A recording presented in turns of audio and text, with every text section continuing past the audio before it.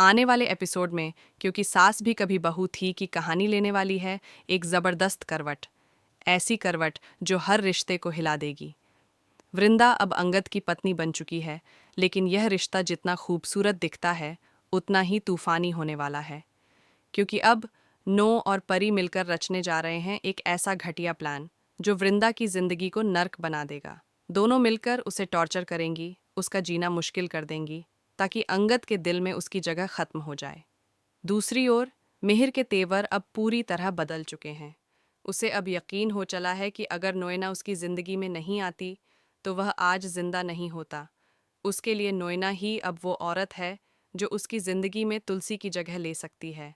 यही सोच अब मिहिर को अंधा बना रही है।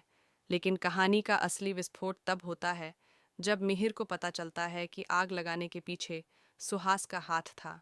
वही सुहास जिसने यह सब सिर्फ इसलिए किया क्योंकि वह अंगद से नफरत करता था।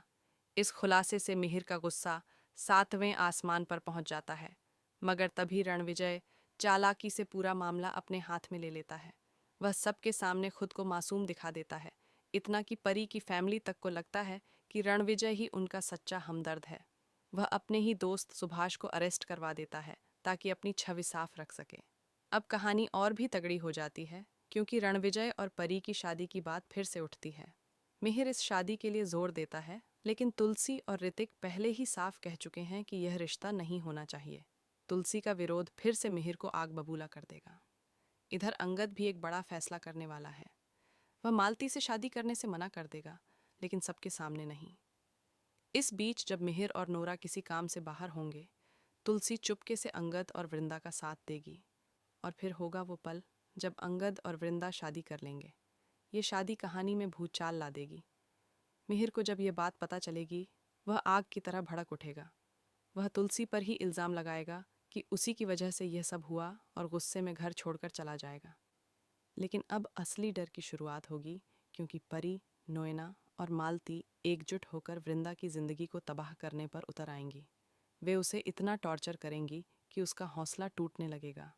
सवाल यह है, क्या अंगद और तुलसी इस बार वृंदा का साथ देंगे या फिर वृंदा अकेली रह जाएगी इस तूफान में?